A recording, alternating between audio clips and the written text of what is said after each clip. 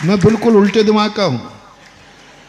आप लोग क्या करते हो, दुश्मनों को तो सबके सामने निपटाओगे और अपनों को, और मैं उल्टा करता हूं। कोई दुश्मन को यदि क्रोध करना हो, दुश्मन को डांटना हो तो कभी देखना मेरे मन, दुश्मन को डांटना हो तो कमरे में डांटता हूं, और भक्त को डांटना है तो रविवार की सभा में डांटूंगा, चौराहे पे डांटूंगा, जिस दिन सारी दुनिया होगी। यदि ऐसा कभी हो गया तो, चतुर्मास की शुरुआत है इसलिए पहले से पूछ लूं, कभी ओ अशोकनगर वालों, किसी दिन मेरे में निकल गया किसी के नाम से कुछ क्रोध, कुछ अशुभ शब्द, कुछ ऐसा, तो तुम्हारी उस समय क्या हालत होगी? सोचो कभी ऐसा हो तो दिन भर क्या हाल होगा। और इनके सपोर्टर कितने मिल जाएंगे। ये कहें देखो भैया महाराज ने, मेरे अध्यक्ष से बताओ महाराज ने कैसी उतारी, बड़े प्रवचन में, और बाहर के लोग भी बैठे थे। बताओ ये ठीक है क्या? सुनने के बाद आप लोग, हाँ भैया ऐसा तो महाराज को नहीं करना चाहिए। शाम तक इनके सपोर्टर कितने हो जाएंगे बोलो ना। मैं तैयार हूं, ऐसा कभी नहीं होने दूंगा। ऐसा सुनो तो लो, मैं ऐसा कभी नहीं करूंगा, आपको मैं कभी नहीं डांटूंगा। बस आज से अशोकनगर को किसी को मैं अपना भक्त नहीं मानूंगा। बस बलिदान देना पड़ेगा, दो में से एक चयन करना है। या तो आज के बाद हमारा तुम्हारा कोई संबंध नहीं, कोई लेना देना नहीं, ना मैं तुम्हारा गुरु हूं ना तुम मेरे भक्त हो। प्रस्ताव पास करूं? राकेश मंत्री है ना तू, हाँ पंचायत में पास कर लो, कर लो। ठीक है महाराज जी, आप बस हमारी अशोकनगर की कभी उतारना मत। हम कमेटियों को सदा आशीर्वाद देते रहना, प्रशंसा करते रहना, कभी नहीं डांटना। बस कर लूंगा मैं, कोई कठिन काम है।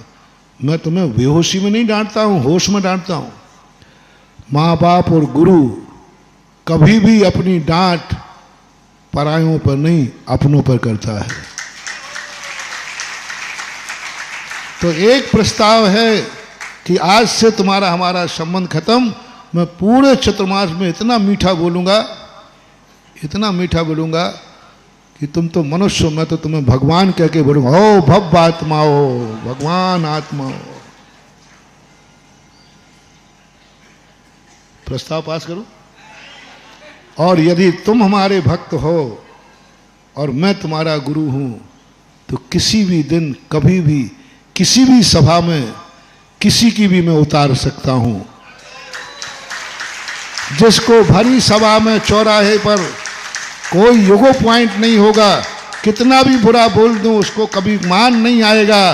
तो तुम मेरे भक्त हो और मैं तुम्हारा गुरु हूं। ये प्रस्ताव पास।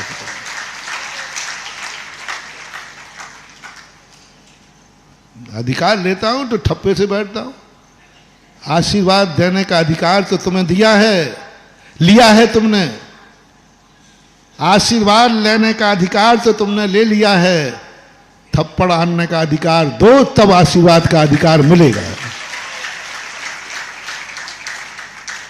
क्या अधिकार? महाराज जी मुझे, कई लोग महाराज जी के पास ले चलो, मुझे स्पेशल अधिकार है महाराज के पास जाने का। हाँ, राठौड़ी, गुंडागिर्दी, महाराज से मुझे आशीर्वाद लेने का अधिकार है।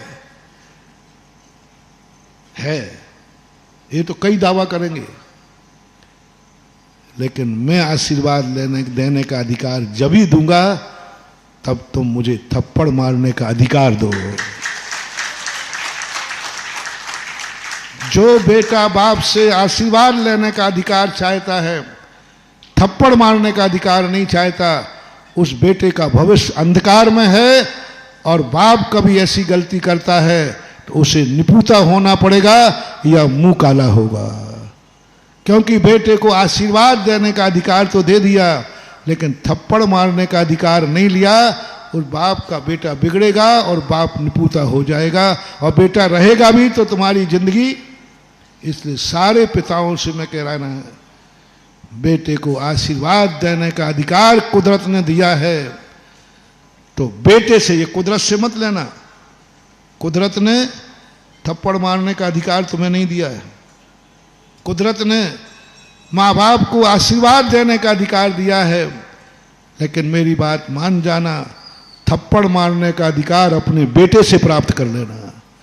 बेटा तुम आशीर्वाद बाद में दूंगा, पहले मुझे तू थप्पड़ मारने का अधिकार दे दो कि पिताजी आपको थप्पड़ मारने का भी अधिकार है। आज सबको अपने पिता से कहना है, पहले मुझसे कहो। मैं आशीर्वाद नहीं दूंगा, क्योंकि मैं अशोकनगर का नाश नहीं कर सकता। मैं अशोकनगर के प्यारे भक्तों की दुर्गति नहीं देख सकता। मैं अशोकनगर के भक्तों से रहित नहीं हो सकता। इसलिए आशीर्वाद देने का अधिकार मैं उसी को दूंगा जो अपनी तरफ से कहे, महाराज आपको थप्पड़ मारने का भी अधिकार है। अगर आपको मेरी वीडियो अच्छी लगती है तो प्लीज़ मेरे चैनल को लाइक करें, शेयर करें और सब्सक्राइब करें। Thank you.